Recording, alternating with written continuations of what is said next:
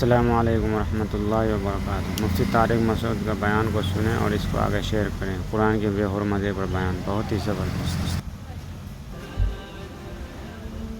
Sweden میں court کے سامنے باقاعدہ قرآن مجید کو جلایا گیا ہے۔ مسلمان کوئی کام کرتے ہیں، کوئی جذباتی پن دکھاتے ہیں جب، تو یہ یورپی کنٹریز چیختے ہیں کہ یہ مسلمان جذباتی ہوتے ہیں، مار دھاڑ کرتے ہیں، قتل و غارت کرتے ہیں۔ علماء اس قتل و غارت کی بھی مخالفت کرتے ہیں،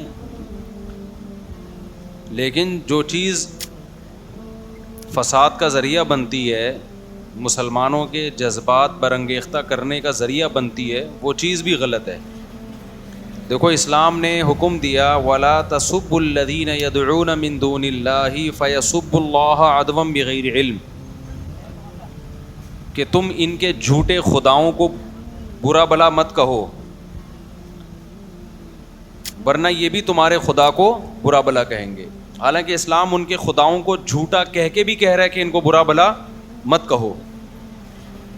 قرآن میں الحمد سے لے کے والناس تک کتنی جگہ بت پرستی کی مخالفت ہے کہ بتوں کی عبادت مت کرو، لیکن پھر بھی قرآن کہہ رہا ہے اس طرح سے رد مت کرو کہ یہ تمہارے خدا کو برا کہیں۔ تو آپ بتائیے، جو مذہب کسی دوسرے مذہب کا مذاق اڑانے کی اجازت نہیں دے رہا، اس کے باطل ہونے کے باوجود کہہ رہا ہے اس طرح سے رد مت کرو کہ وہ تمہارے خدا کو یا رسول کو برا بلا کہنا شروع کر دیں، تو وہ مذہب کتنا پیسفل ہوگا اور وہ کتنا لوگوں کے جذبات کا خیال کر رہا ہے۔ اور ان لوگوں کو آپ دیکھیں کہ آزادی کے نام پہ، ہیومن رائٹس کے نام پہ کس طرح مسلمانوں کے جذبات سے کھیل رہے ہیں۔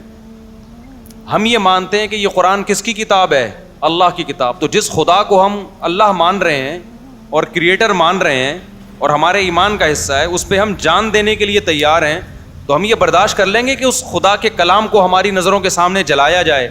یہ برداشت کر لیں گے ہم کیا؟ یہ کوئی جھوٹے مذہب کا ماننے والا تو برداشت کر لے گا جس کو اپنی کتاب کے اللہ کی کتاب ہونے کا یقین نہ ہو۔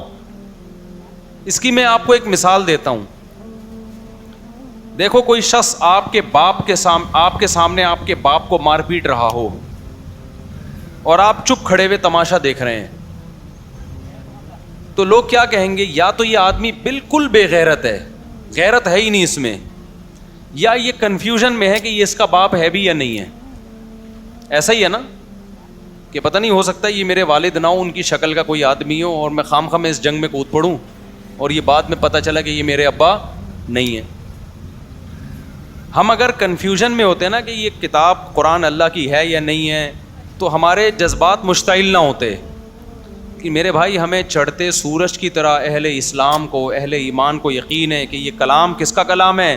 اللہ کا، اور محمد صلی اللہ علیہ وسلم کس کے پیغمبر ہیں؟ اللہ کے۔ اور یہ دلائل کی دنیا میں ہم اس کے قائل ہیں، کیونکہ ہم نے تو اسلام میں پیدا ہوئے ہیں، ہم نے تو اسلام کو اپنی آنکھوں سے دیکھا ہے۔ یورپین کو کیا پتہ اسلام کیا ہے؟ وہ تو پیدا عیسائیت میں ہوئے، کوئی ہندو گھر میں پیدا ہوا، کوئی ایتھیسٹ کے ہاں پیدا ہوا۔ ہم تو پیدا کس میں ہوئے ہیں؟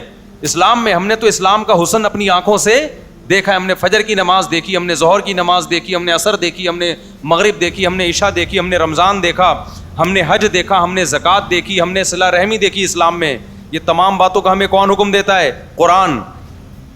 تو قرآن کی صداقت، لا تقربوا مال الیتیم، یتیم کے مال کے قریب بھی مت پھٹکو، یہ 1400 سال پہلے کون کہہ رہا ہے؟ قرآن کہہ رہا ہے۔ لا ترثوا النساء، لا یحل لکم ان ترثوا النساء کرہا، اے ایمان والو تم عورت کے مال زبردستی نہیں کھا سکتے۔ یہ ویمن رائٹس 1400 سال پہلے کون بیان کر رہا ہے؟ قرآن بیان کر رہا ہے۔ انما الخمر والمیسر والانصاب والازلام، جوا اور شراب حرام ہے، ہم جوا نہیں کھیلتے، ہم شراب نہیں پیتے۔ یہ کون کہہ رہا ہے؟ یہ قرآن کہہ رہا ہے۔